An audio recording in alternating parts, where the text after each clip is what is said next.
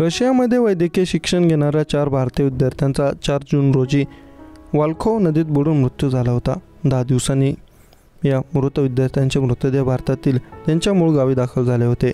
मृतांपैकी 2 भावंडांवर मुस्लिम रिवाजाप्रमाणे तर एका विद्यार्थ्यावर हिंदू पद्धतीने अंत्यसंस्कार करण्यात आले। या विद्यार्थ्यांना अखेरचा निरोप देण्यासाठी मोठा जनसागर उसळला होता। रशियातील वाल्खोव नदीत बुडून मृत्यू झालेल्या विद्यार्थ्यांमध्ये जळगाव जिल्ह्यातील अमळनेर येथील जिया पिंजारी व जिशान पिंजारी या आत्ते मामे भावंडांचा तर भडगाव येथील हर्षल देसले या विद्यार्थ्याचा समावेश आहे, तर एक विद्यार्थी मुंबईचा होता। दरम्यान 10 दिवसानंतर या विद्यार्थ्यांचे मृतदेह भारतात त्यांच्या मूळ गावी दाखल झाले आहेत। यावेळी अमळनेरमध्ये जिया व जिशान या भाऊ बहिणीवर मुस्लिम पद्धतीने तर भडगाव येथील हर्षल देसले या विद्यार्थ्यावर हिंदू धर्माप्रमाणे अंत्यसंस्कार करण्यात आले।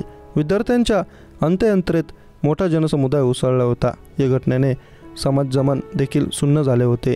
अमळनेर येथील अंत्ययात्रेत मदत व पुनर्वसन मंत्री अनिल पाटील यांनी देखील सहभाग घेऊन मृत विद्यार्थ्यांच्या कुटुंबियांचे सांत्वन केले। Yaroslav the Wise Novgorod State युनिव्हर्सिटीजमध्ये MBAचे शिक्षण घेणाऱ्या 3 विद्यार्थ्यांचे मृतदेह भारतात आणण्यासाठी सोमवारी न्यायालयीन प्रक्रिया सुरू झाली होती।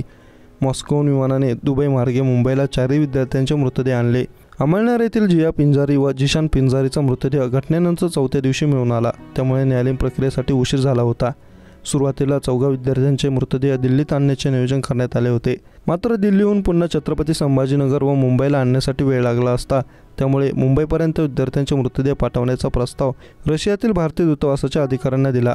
दुर्घटनेतील 4 विद्यार्थ्यांचे मृत्यू प्रमाणपत्र प्राप्त झाल्यानंतर त्यांचे मृतदेह मॉस्कोवरून दुबई मार्गे मुंबईला पोहोचले। मुंबई विमानतळावरून कस्टम विभागाकडून नातेवाईकांना हे मृतदेह सुपूर्द करण्यात आले।